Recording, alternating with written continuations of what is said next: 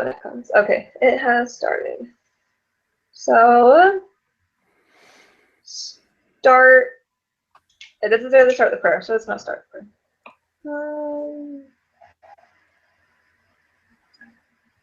So what value would you place on RightNow Technologies?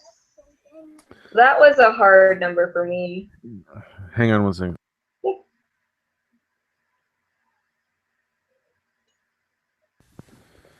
Yeah, sorry, go ahead. Yeah, okay. So I put a fair value for RightNow Technologies at 50 million. 50 million? Yes. So I know that they're, sorry, I did this case a few days ago, so I'm trying to remember. But I knew that their profits were at 26 million in 2003. And so I multiplied that by 2 because it's realistic that they are going to grow by 2%, not 2%, but double what they are, because starting from 1999, they've always doubled it almost every year. So that's why I at 50. Okay, I'm trying to find where I was reading some different numbers because it seemed like their most recent revenues were at like 32 million. Oh, 35 million. Okay. And so, and like the revenue, see, let me read this what they're talking, because they're talking about for the goal. So it's like it sounded as though the acquirer was willing to pay this multiple on RightNow's revenue run rate, approximately 50 million, rather than the company's trailing 12-month sales of 35 million. And so I thought that since they talked about how their revenue, they were kind of approximating their revenue at the 50 million range, and that they wanted to, in order to get, please the VC guys who wanted a bigger return, that they're and that they're that the last time they did the post money valuation, it was close to 130 million. I was saying more in the 200 million range for them to. So, okay, and I really wanted to give them a really big number like that just because of some of the reading that I saw. Yeah. And so, like, I agree with you on that too. I was just trying to be like super Right. low, Yeah. So, well, that it says have a range, so that's a range, and plus, and then it says here it'd be difficult to get their consent. These are the VC guys on acquisition of a without a step up at least 2 to 3 times the last round's post money valuation, which makes it seem like we're going into like to 260 to what Yeah. 300 and something million. So I guess a big range there. That's how I got that. So do you say a good range? I think it's more than 50 now that we've talked about it a bit. So would you say the range that their worth is like 100 million to like 350 million? Yeah, I mean, if they're willing to,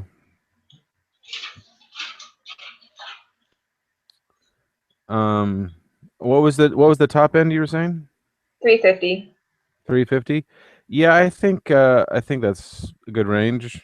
It's only a 250 million spread, so. Yeah. But yeah, I think so. It's especially if they are seriously considering this option, for the sale, and if and if they actually want to get their, a decent return on their investment, then yeah, I think it needs to be up there in that range. Something that made me pause when I was making my case analysis was that they haven't had a positive net income yet. Did you notice that? They've been No, I negative. didn't look. I think it's negative 4 million in 2003. So it's in thousands. I think I'm doing that right. I could be wrong. But when it's on page 14. Okay.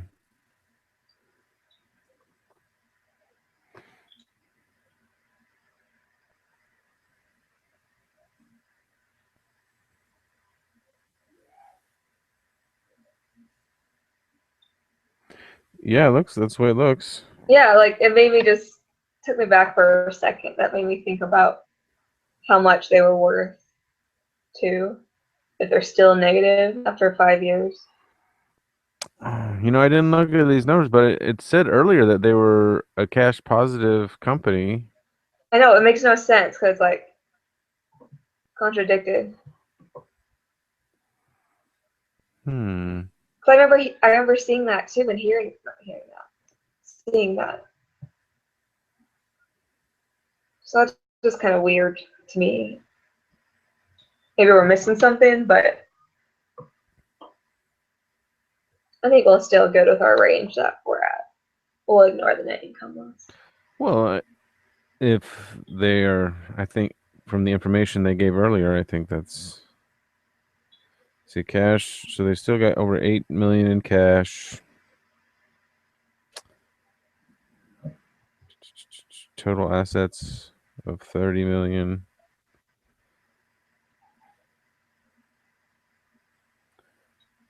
Maybe total deferred revenue. What does that mean? Is that like unearned revenue? I'm guessing. Maybe they're not. Maybe they just don't count that, and maybe that's giving them some more cash because if they haven't completed those contracts yet or whatever, I don't know. If they did count that, then they'd be positive. Hmm. And they have a Yeah, I don't know. positive profit. Yeah. I just based the numbers off of profit because it said it was a positive number in the case. So I'm like, okay, profit's a good number to use. Was my reasoning. It's been a long time since I took accounting. I know. And I forget it this semester after. So Exactly. you guys want to move on to the next question, or do you want to talk about that a little Yeah. more? Yeah, that's good. Okay.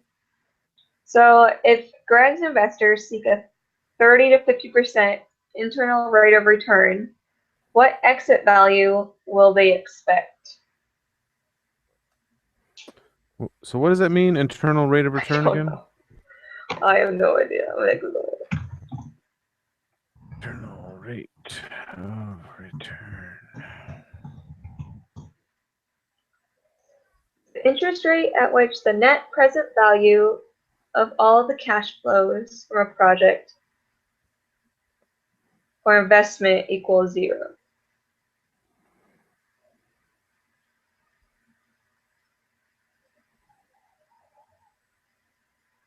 So we look at the cash flows.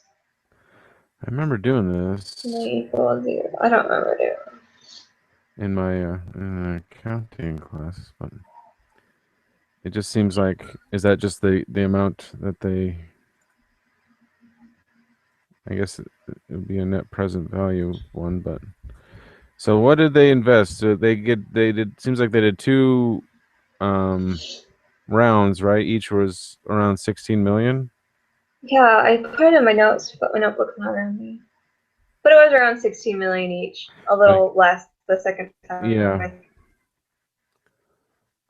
So it's So we're saying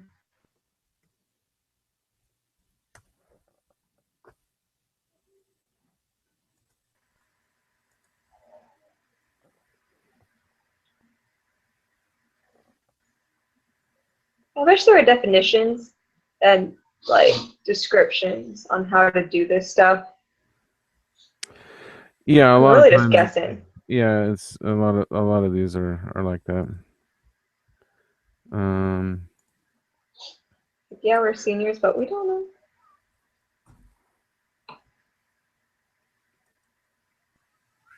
Because it's talking like when it talks about internal rate of return, it's like cash flows, both positive and negative. And is that really what they mean? I mean, I remember, I'm not sure what they're talking about there.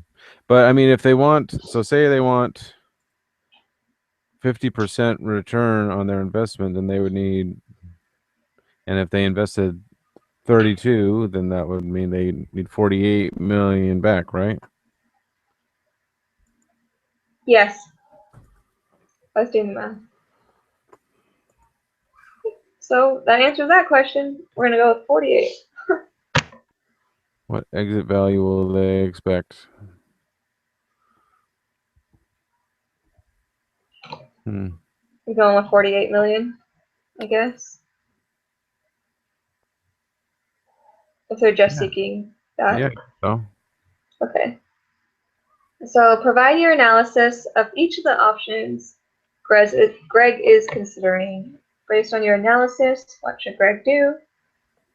Okay, so his first option that we can just analyze one at a time, if that sounds good. yep. Um, is to accept the acquisition offer, pocket a lot of money, and work to grow RightNow's products within a larger organization. So I'm not sure how this works, but if a larger organization took them over, they'd have to move locations. And it sounds like to Greg that he wants to make a lot of jobs in that area.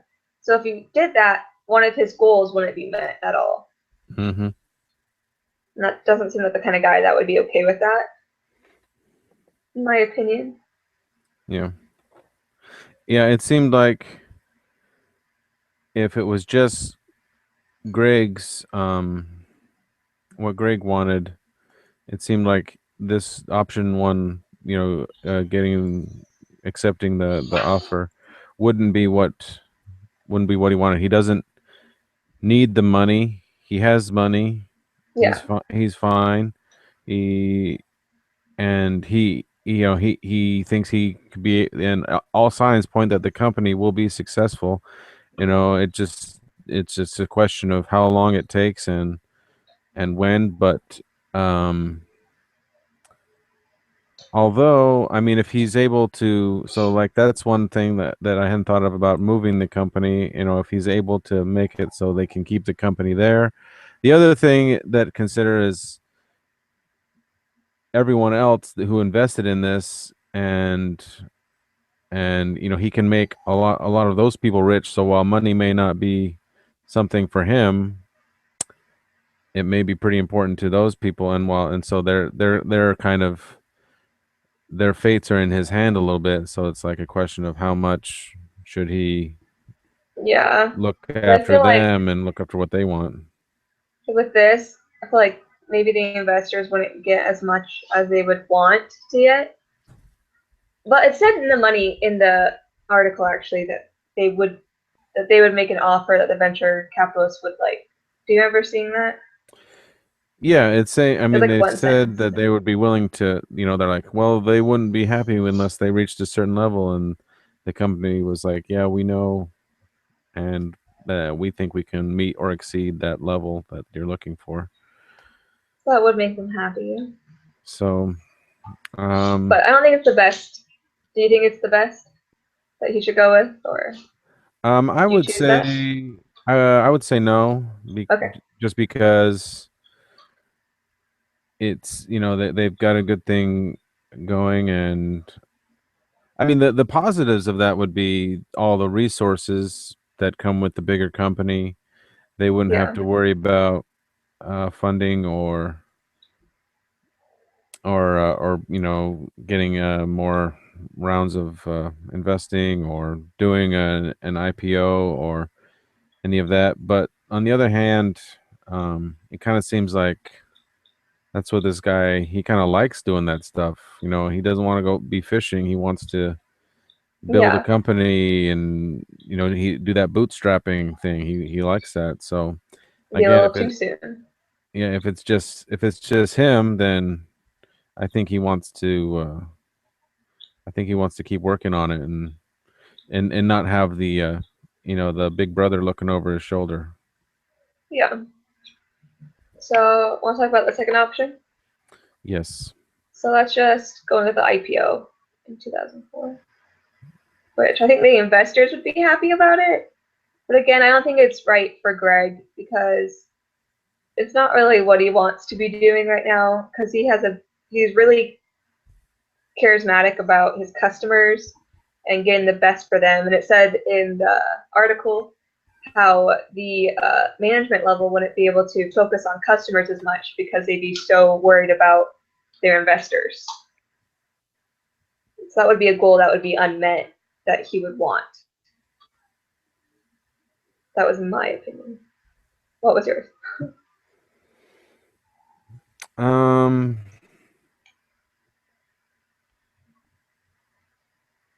Sorry, I was just reading here. What is it?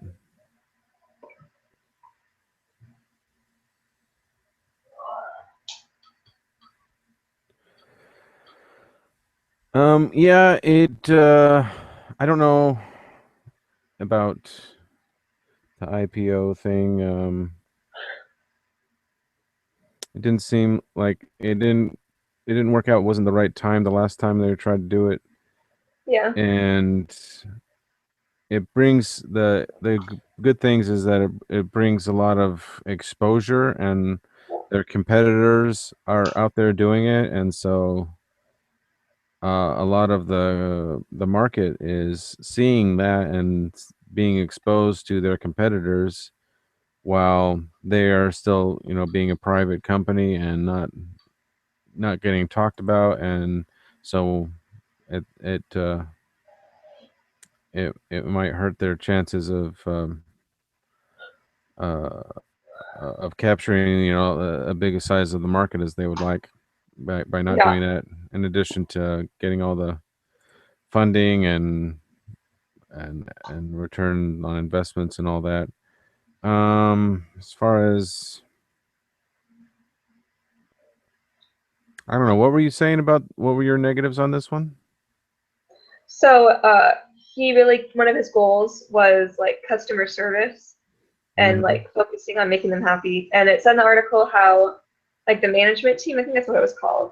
So their primary focus used to be customers, but if they did IPO, they couldn't give them as much attention.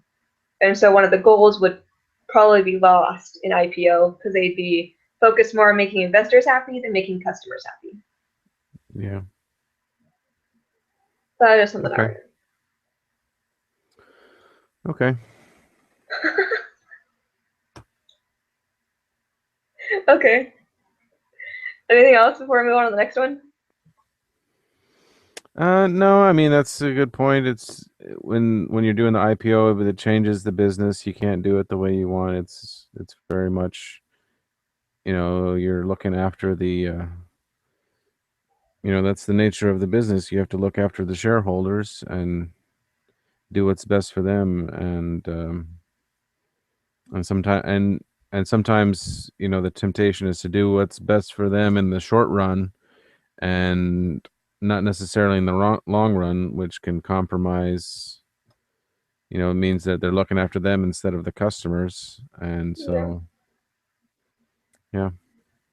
Okay. So the last option is put aside thoughts of exit for the time being and focus on continuing the company's strong record of growth. For me, I thought this was the best choice for Greg, just because I think it goes with all the goals he wants to do. I think he's on a great track to be able to employ those 2,000 people. And it's what he wants to be doing right now. He wants to be doing this business. And so it might be too soon for him to leave because it's not about the money, just about him enjoying the business. I think he'd find satisfaction. What were your thoughts? Yeah, just kind of the same thing we've been saying. If we're just looking from his point of view, that Mm-hmm. that's and it's kind of an amazing story. He's just like, I'm just gonna build this company, and he put $5,000 into Yeah, it, it's a cool and builds. company. Yeah, well, he built it to he's in there. They're hiring people because they want it to build to the revenues into over $1 billion, and So I mean, just to start from that and to have plans to build it so big and so quickly, and it's less than a decade, and it's already in the hundreds of millions. I'm reading another thing that's a negative for the IPO. It's like the costs of complying with the Sarbanes-Oxley legislation of about $1 million per year. And since the company is still not huge, that is a significant cost for the. Of course, David would probably say that doesn't matter because they don't need to worry about that. That'll come out somewhere else. That's so funny. That's true. And I guess, but I think the last option the investors like the least because it takes them longer to get their money back. They won't get as much probably. Or they probably, I don't know. It depends. He might make as much as he would an IPO, but it'll just take longer to get there.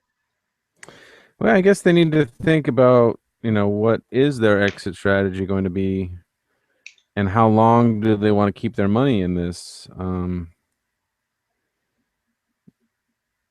So I don't know how that works, but since this guy controls 60% of the equity in the company, then I guess he's the one who decides. He's the dictator. I like how they said that in the article. But Yeah, maybe laugh. yeah. This is kind of a change between some of the other cases we've been reading where the owner's equity gets diluted so much with all this investment. I'm curious to see how he was able to And it's all about money too. hang on to so much of it. Yeah. So let's do a quick summary. Okay. So the range of values that we put on the RightNow Technologies is we put it from 100 million to what was the last number we said? 350. Okay, 350 million. And the exit value that the investors would expect if they did 30 to 50% was, again, what number was that? It was 48. 48,000. Okay. Thanks. Sorry, I don't know. And then just a quick analysis. We think that Greg's best option for himself is to go with the last option of waiting to exit and just keep on expanding the company. We're not sure if the venture capitalists would like this very much at this point. Their best bet might be IPOs. Are we thinking that's the one that they would like the most? Yeah, that's what I would say. I would just if we're looking after them, and if he wants to go, maybe he wants to go do something else. Then that'd be good. Maybe he's like, yeah, I'm gonna go fishing for a while, and then I'm gonna start another company or something. Maybe he wants to do that. Yeah, that's what Then I I want think to an IPO would be better Okay. for that option. But if this is something he really wants to build himself without, of course, he could still stay with the company with these other options too. But yeah, it seems like him just growing it organically. Nothing wrong with that. Nope. So I'm gonna stop broadcasting.